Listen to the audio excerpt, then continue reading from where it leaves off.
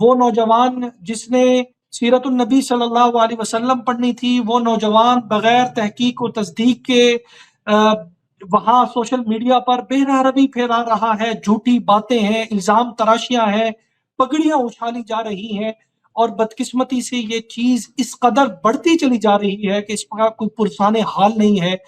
آج کے social media کے نوجوان کے لیے آپ کیا فرمائیں گے کہ اسلام ہماری کیا رہنمائی کرتا ہے؟ شیخ میں اس میں ایک تھوڑی سی بات میں یہ ایڈ کروں گا آپ کے سوال میں کہ یہ آپ پوری دنیا کے نوجوانوں کی بات کر رہے ہیں، یہ خاص میں پاکستان کے امت نوجوانوں مسلمہ کی کے بات؟ نوجوان کی بات کر رہا ہوں، اور خاص طور پر پاکستان کی بات کر رہا ہوں۔ جو مسئلہ آپ نے اٹھایا ہے، جی اگر آپ پوری دنیا کے ڈائنامکس کو اگر آپ دیکھیں گے اور دنیا کے مغرب کے نوجوان ان کا سوشل میڈیا یوسیج دیکھیں گے، جی مشرق وسطیٰ کا اگر آپ جو ہے وہ ان کے نوجوانوں کا سوشل میڈیا دیکھیں گے، اتفاق سے کیونکہ میری پیدائش اور میرا بچپن، لڑکپن، نوجوانی ساری میری مکہ مکرمہ میں گزری ہے، ماشاء اللہ۔ تو میرے خلیج عربی سے بہت سارے میرے دوست ہیں، میری ساری تعلیم بھی وہاں سے ہے۔ پھر میں نے کچھ تعلیم پاکستان میں بھی حاصل کی ہے، جس کی وجہ سے پاکستان سے بھی کچھ نسبت ہے، تو کچھ لوگ سوشل میڈیا کے وہاں پر بھی ایڈ ہیں۔ یہاں کا بھی کلچر میں دیکھ رہا ہوں، جس جھوٹ کی، جن مغلظات کی، جن لفاظوں کی آپ بات کر رہے ہیں، یہ مسئلہ جو ہے، یہ والا مسئلہ پاکستان کے نوجوانوں میں زیادہ ہے۔ الزام تراشی، جھوٹی خبریں پھیلانا، یہ پاکستان کے نوجوانوں میں یہ زیادہ ہے۔ باہر کے نوجوانوں میں کچھ دوسری قسم کی بے حیائی اور کچھ دوسری ان کی مسائل ہیں، دیگر مسائل ہیں۔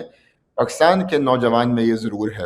بنیادی طور پہ اس میں جو مجھے وجہ نظر آتی ہے، وہ سب سے پہلے تو یہ ہے کہ قلت الثقہ بالنفس، خود اعتمادی نہیں ہے، احساس کمتری کا شکار ہیں، اور ایک سنگل ڈائریکشن میں چیزوں کو دیکھتے ہیں، ملٹی ویژن ان کے پاس نہیں ہے، مختلف قسم کا ایکسپوجر ان کے پاس جی نہیں ہاں، ہے۔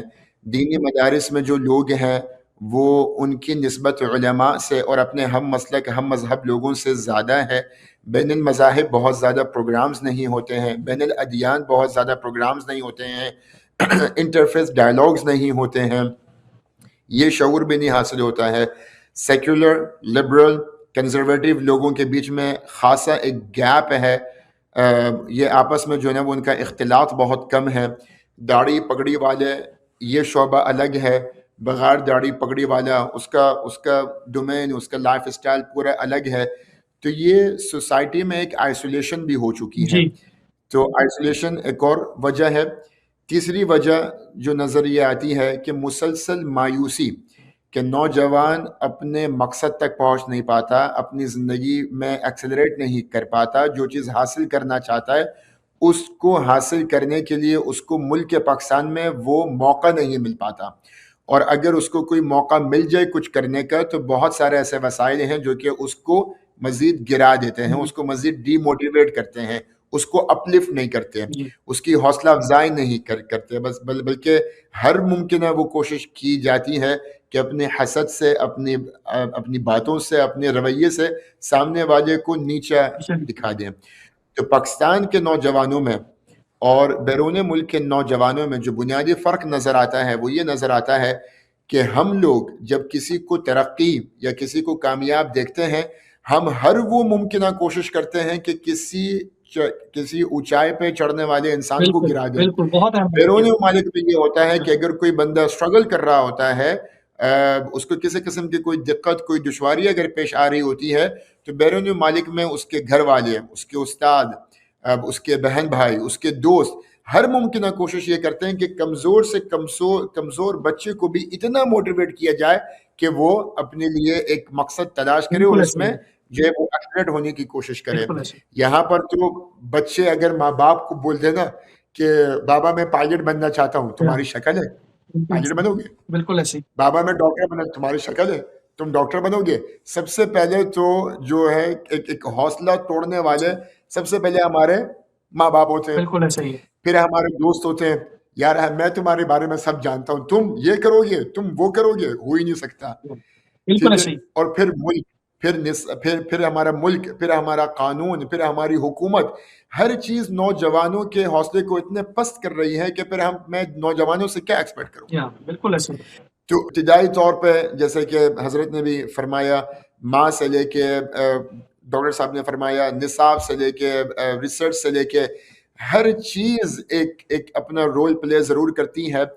میں اگر اس سیشن کے ذریعے سے، کیونکہ لاکھوں لوگ درسقرآن.com کو دیکھتے ہیں، ہم یہاں پہ مسائل تو بیان کر سکتے ہیں. میری آپ سے گزارش یہ ہے کہ آپ اس ٹرانسمیشن کو تھوڑا سا اس نہج پہ لے کے جائیں کہ جو ہمارے بڑے ہمارے ساتھ ہیں، اور میں خود بھی کوشش یہ کروں گا کہ ہم اس حل کے اوپر بات کریں کہ اب اس کا حل کیا ہے، کیا کرنا ہے نوجوانوں کو، ہمیں کیا کرنا ہے. ہم نے ماؤں کی بات کی، ہم نے بہت افسوس کے ساتھ کہا کہ ماؤں کے یہ مسائل ہیں. ہم نے حکومت کی ہم بات کر رہے ہیں، ہم نصاب کی ہم بات کر رہے ہیں. اچھا، اس کا اب کریکٹیو ایکشن کیا ہے، اس کا سولوشن کیا ہے؟ میں اور آپ بتا تو سکتے ہیں کہ یہ راستہ جہنم کی طرف جا رہا ہے. اچھا، اب یہ راستہ جنت کی طرف کون سا لے کے جائے گا، وہ بتانا ضروری ہے. اور اس میں جو ہے وہ جو ہم نے پورے ایک فیملی سسٹم کی بات کی ہے، پوری ایک ہم نے ایک اسلامک ماڈل کی ہم نے بات کی ہے. وہ جو آپ نے بات کی، ڈاکٹر صاحب نے بات کی، مولانا نے بات کی، وہ گھر سے شروع ہوتی ہے، خواتین سے شروع ہوتی ہے، ماں سے شروع ہوتی ہے. ماں کی تربیت، ماں کی کردار سازی بہت ضروری ہے، کیونکہ وہی اپنے اولاد کی تربیت کرتی ہے. اور ماں کی تربیت کرنے کے لیے، خواتین کی تعلیم کے لیے ہمیں کیا کردار نبھانا چاہیے. میں بیرون ممالک میں یہ دیکھتا ہوں، میں ویسٹرن کنٹریز میں یہ دیکھتا ہوں کہ خواتین بہت ویلکم ہوتی ہیں جب وہ دینی مراکز مساجد میں آتی ہیں. جب میری مساجد میں، میری دینی مراکز میں نوجوان بچہ نہیں آتا، رمضان ہو رہا ہے، میں امام کی اناؤنسمنٹ سنتا ہوں کہ بچوں کو پیچھے کر دیں، یا بچوں کو لے کے نہ آئے، بچے شور کر رہے ہیں، بچے باہر بیڈمنٹن کھیل رہے ہیں، کرکٹ کھیل رہے ہیں، تاکہ میں اور آپ سفید داڑھی والے خشوع کے ساتھ مسجد میں نماز پڑھ سکیں. بچوں کو تو ہم نے مسجد لاتے نہیں ہیں، کیوں؟ وہ شور شرابہ کرتے ہیں، گندگی کرتے ہیں. بچے ہم نے مساجد سے، دینی مراکز سے دور کر دیے. خواتین بھی نہیں آ سکتی، اس کے بہت سارے دوسرے بھی خطرات ہیں. مگر کچھ ماحول ایسا پیدا کرنا پڑے گا کہ اب ہمارے بچے، ہماری خواتین ابتدائی طور پہ بچپن سے لے کے بچے اور خواتین شادی سے پہلے اور شادی کے بعد، ان کے لیے دینی مراکز میں، مساجد میں، درسگاہوں میں ان کے لیے ایک روم پیدا کرنا ہوگا جہاں پہ وہ آ سکیں، ان کی ایک روحانی، ان کی ایک اسلامی تربیت ہو سکے. درسقرآن.com گزشتہ سالوں کی طرح اس سال بھی آپ کے لیے لا رہا ہے رمضان المبارک کی خصوصی نشریات. دنیا کے 7 ملکوں کے 50 سے زائد معروف و مستند اسکالرز کے ساتھ فیس بک اور یوٹیوب پر درس قرآن 1 کو آج ہی سبسکرائب کریں. www.darsequran.com